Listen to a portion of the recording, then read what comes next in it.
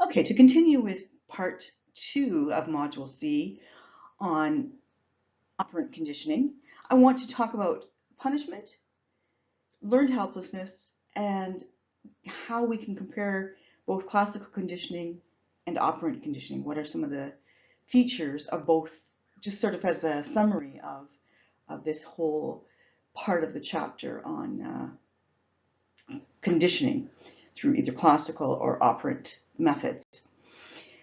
Um, so let's begin with talking about punishment.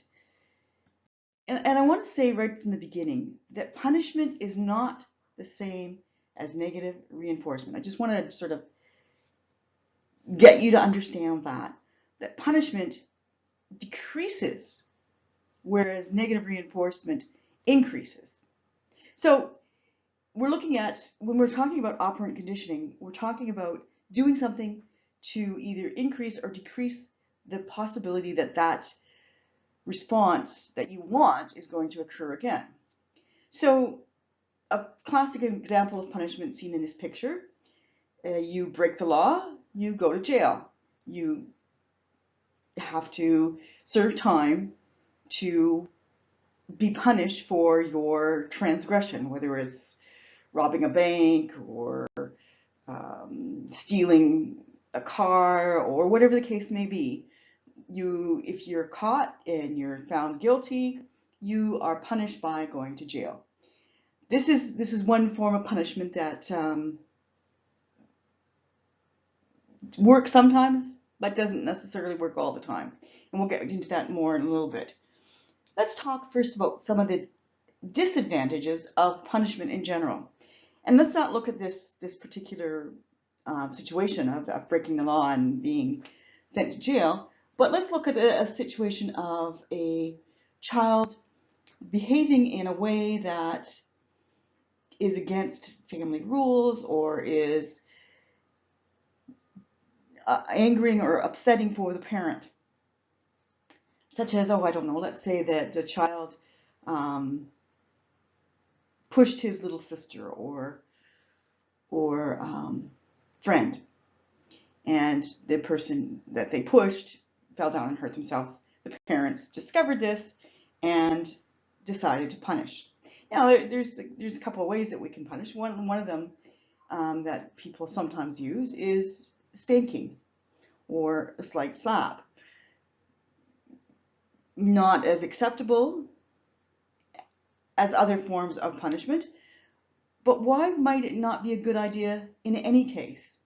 Well, first of all, the person who is being punished may develop a fear response to the punisher. They may only behave in a positive way when the punisher is in sight. In other words, on the playground, they decide to get into a fight with one of their classmates when there's nobody around that can break up the fight or that can tell them that this is a wrong thing that they're doing. That's one issue.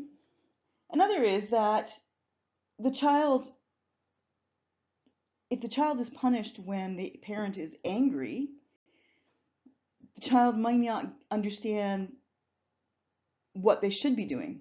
They may understand that what they did is wrong, but they may not have an alternative idea of how they should behave. So they may not learn that next step.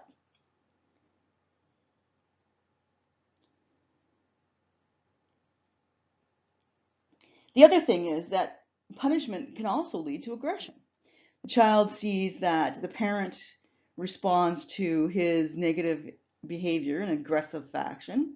So maybe he or she decides to go and be aggressive with his playmates at school.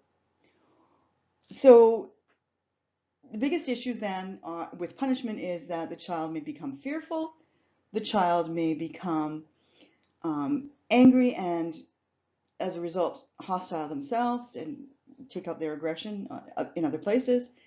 They may not really know what they should be doing, so they're not really changing their behavior. They're stopping that particular behavior, but they don't know what they should be doing instead, and so they may come up with an alternative way of bullying their little sister, let's say. So instead of physically being aggressive, they may start to be verbally aggressive, or use name calling, for instance. Finally, that person may only behave the way they're supposed to when there is an adult present who they feel that they could be punished by. So what can we do instead? What are other ways that we can stop an undesirable behavior?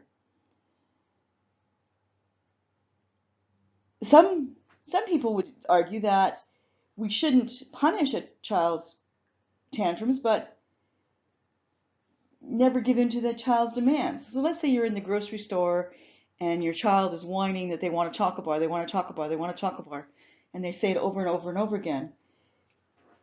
If you give in sometimes to that crying demand, the child will test the limits and see if they can get it sometimes. So there has to be this consistency of saying no firmly and saying today is not the day for the chocolate bar.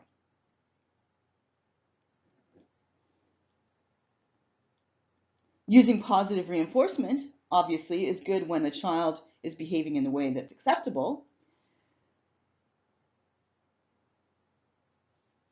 But then not paying attention to them when they misbehave, using things like grounding, negative reinforcement. Now, again, here's a way of looking at negative reinforcement. Supposing you are upset with your child because you asked him or her 5 times to tidy up their room, put away their toys, make it look neat because maybe somebody's coming over, or whatever the case may be. So you're getting frustrated by this point. You could punish the child, or you could say, you will not get to go outside with your friends until your room is cleaned. What is most likely to get that room cleaned? The punishment or the anticipated reward of doing something? They may not want to stay in all weekend. So if a child is, you said, you're grounded for the weekend, period, that child may just sit and sulk. But if you say you're grounded until you complete this task, you'll get the task completed because that child will want to go out and be with his or her friends.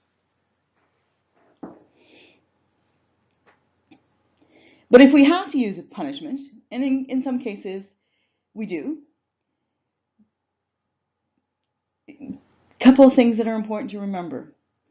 Immediately after the transgression, immediately after a child has done something, it's most effective if we see that misbehavior and apply it as soon afterwards as possible. Because the longer the delay, the more likely the child will say, they don't know what they're doing. They are not, it's not as effective. They won't feel any remorse necessarily for their transgression or their things that they did. And I don't know if any of you had this, but I remember my mother used to say sometimes, just wait till your father comes home. Now, that was a meaningless threat because my father was not the disciplinarian. It was my mother who I was more fearful of. Not that she ever hit me, but when she raised her voice or said something several times or called me by all the names of all my siblings, I knew that I was in trouble. My father hardly said a word. He was usually very quiet, and he would say, listen to your mother.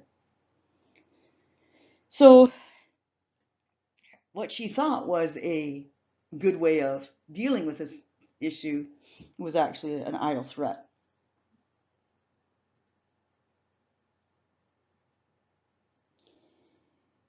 Secondly, the punishment should be the minimum necessary. So if you use unnecessarily severe punishment, that child, again, is going to develop that fear response.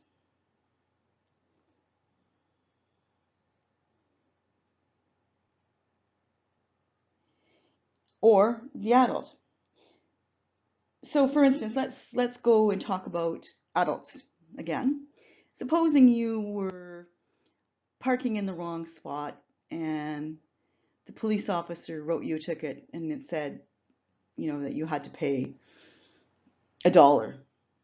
You'd do it again because you'd think, well, that's how much I would have put in the meter anyway, so yeah, okay, why not? Not a big deal. But if it's more like $100 and possibly demerit points, and you consider things like speeding or other infractions on the road, you are more inclined to avoid those kinds of behaviors.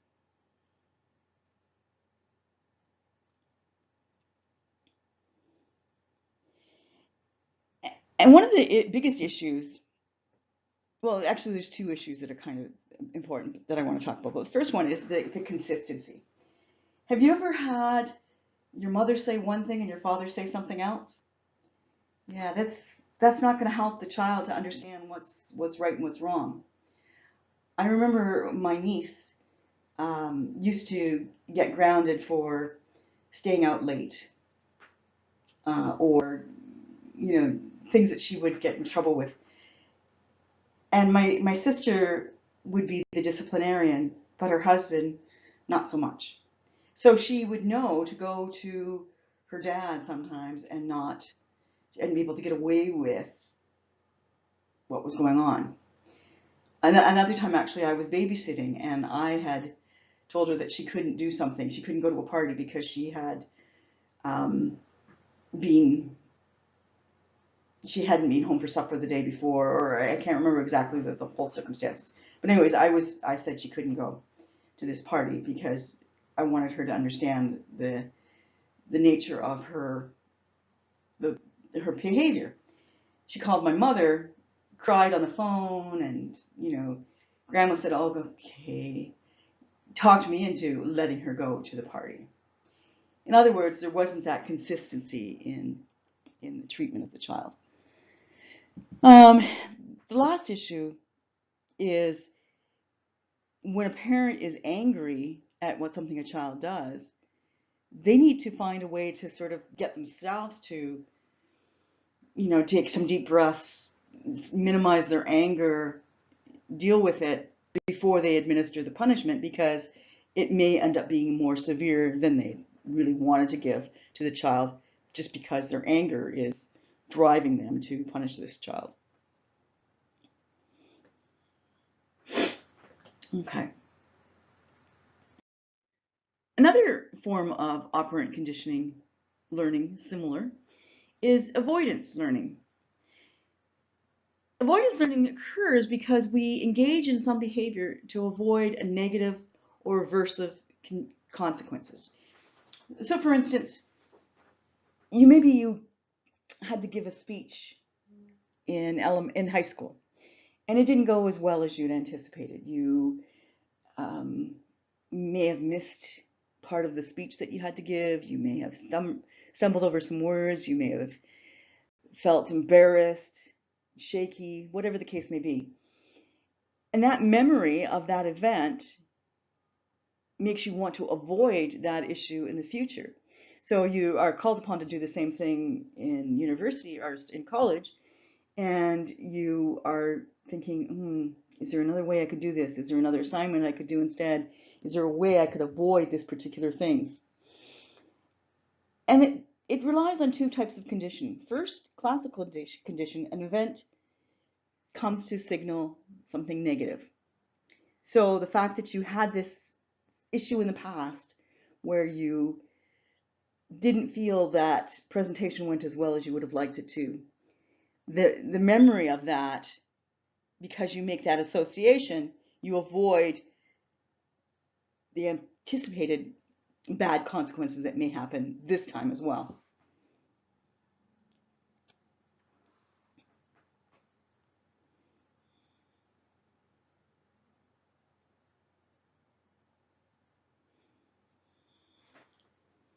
Let's move on to talk about a related concept, which is learned helplessness. This is when a person, an animal, feels this situation is inescapable, that they can't avoid this negative condition because they have learned through time that this is the way things are. And I want to sort of focus here on an experiment that was done by Seligman, and then talk about some other issues related to this that you can sort of see in your own life, if you will. So Seligman decided to, Overmyer and Seligman, sorry, decided to look at how animals would react to being shocked. And at first, they couldn't escape. But eventually, they would learn that association with a light coming on, soon thereafter a shock would come on. And they could escape to the other side where there was no light and no shock. And so the animal, you would think, would start to jump to the other side to escape this. Why didn't they? Because they had been repeatedly exposed to this shock, and they didn't see a way to get out of it. Let's talk about sort of the human component of this. A person who has been physically abused by their partner. And generally it's women, but there are men who are abused by their female partners as well. So it does happen both ways. But the vast majority is women being abused by their male partners. And you might think to yourself, well, why doesn't she just leave? Why doesn't she just get out of that situation, go to a shelter? And some women will, but many women feel, they come to believe that they're not good enough. Because often the abuse is not just physical, it may be psychological as well. So the abusing partner will say, you're stupid, you're this, you're that, give them names and make them start believing, because they hear it so often, that this is who they are. One final example from my own experience. At one time I was a career counselor with people who had come from other countries.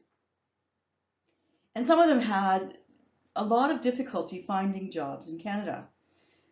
Some of them would feel like they had no choice but to take a job that was lower than what they had been trained for, simply because they'd had so many doors closed. And when I give them suggestions as to how they could improve their opportunities, improve their chances of getting jobs in their field, they would often react in a negative way, not believing that they could do this, not willing to make the attempt to do something different, because they had learned over time through these doors shut in their face that this was their only chance, that they had to take a job that was different than the qualifications they had from their country. So learned helplessness then is basically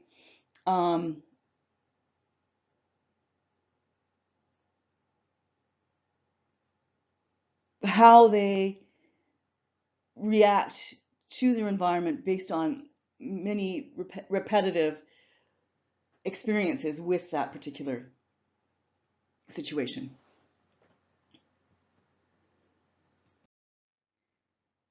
So let's look at a few, before we get on to the last slide, I want to look at a couple of applications of operant conditioning that are really useful to understand. And that is behavior modification and token economy. So behavior modification occurs because we gradually help a person to get better by giving them stickers. And I posted this this particular graphic because I thought this is a way that a teacher could help a child to learn how to, I don't know, do their times tables, do do mathematical calculations. Um, they give them a sticker that says that they've done a good job, or they've had a good day because they were really ready for learning and they were on target and they were paying attention to the teacher and so forth. So as you can see, it's progressive steps that a child or an adult can take to get to a better job, get to a better place. And this also can work with employees in a workplace, for instance, where you attach a raise to performance. So the person who does an outstanding job may get more money, and the person who does an okay job will stay where they are. So telling the employee that this is why you didn't get the raise or the bonus this time may help them to understand how they can modify their behavior to get to that outstanding point and have the bonus or raise attached to their salary. This has also been useful. The token economy is sort of an extension of this, and it's been useful in both elementary schools and prisons and in psychiatric institutions. And what basically a token economy is that a person is given a sticker, a token, or some kind of reward that they can exchange for a bigger reward. So they get this token that says you did a good job, you're combing your hair, you're coming to the table dressed in the way you should. And this is particularly true of somebody who is in a psychiatric institution who may have a long-term history of not taking care of themselves. So, you teach them the skills of self-grooming and you give them a token saying that you did a good job, you brushed your hair, let's say. They may not have had a shower, but they brushed their hair at least. So they get one token. They have a shower, they're wearing clean clothes, and they brushed their hair, they get more tokens. And the idea is that all of these tokens can be exchanged for something that they really want. Let's say a day pass to visit with family or friends. So the more of these tokens that a person collects, the more they can exchange them for something that is more desirable. And so again, the person is learning to control or to engage in more desirable behaviors. The final thing I want to talk about in this particular module is how we can compare classical conditioning to operant conditioning. The biggest issues relate to how we associate two things, what state we are in as a person, where we're looking, what kind of attention we're paying to what's going on in our environment, what kind of response we can engage in through conditioning, how our body responds, how simple or complex the range of emotions can be, and what kinds of emotions or what kind of responses can we learn as a result of engaging in either classical or operant conditioning. So let's start with the type of association. When you're talking about classical conditioning, it's learning to associate X with Y. So for instance, Tim Hortons coffee with time with friends, for instance. You have that association. It's sort of like that morning coffee ritual that you may have, or you get a coffee for your friends or your coworkers or what have you. Operant conditioning, on the other hand, starts with a response, the way you respond to something that happens, and then what are the consequences of your response? And we're trying to shape those consequences. So by giving a good response or a positive response, you get a good consequence or a positive consequence. The second issue about what state are we in when we're being either classically or operantly conditioned. If you're talking about classic, it's very passive. We're not necessarily aware of the connections we're making. I think I talked about advertisers using this technique all the time, where they associate their product with something desirable or positive. So an attractive person is selling or pretending to use or showing that they are using that particular product, and they want to use it ourselves. We don't necessarily see that. We just see the attractive person and think, yeah, maybe more at a gut level, think that, oh, maybe we'll be as attractive as them if we buy that beer or buy those particular products or what have you. Whereas with operant condition, we can actively change our behaviors. We can even shape and mold our own behaviors if we want to. We're very actively involved in shaping the consequences. So for instance, let's say you decide you want to lose weight. You could put a picture on your fridge of you when you were slimmer and say, you know, I want to be able to look like that again. Or you could put a picture of a dress that you're really interested in buying at some point, but you know that it won't fit you properly the way you look right now. You put that picture on your fridge and it's an incentive to lose the weight that you need to lose to fit into it. So you're shaping your own behavior by having this thing to help you, remind you of what you want to do. The focus of attention basically in classical conditioning is being able to make that association between A and B. So what is preceding the response? What's preceding the way you respond to something? Is it just something that you naturally would do, like a reflex thing, like tear up when you're peeling onions, for instance? Or is it something that you've learned to associate over time, such as in the case of Pavlov's experiments with the dogs? With operant condition, you are looking at what's in this for me? What's going to follow? If I do this, what can I get out of it? Am I going to get punished? Oh, then I should avoid it. Or am I going to get praised or some kind of monetary reward or whatever the case may be? That's what your focus is. You're looking at, if I behave in this way, what am I going to get out of it? What can happen?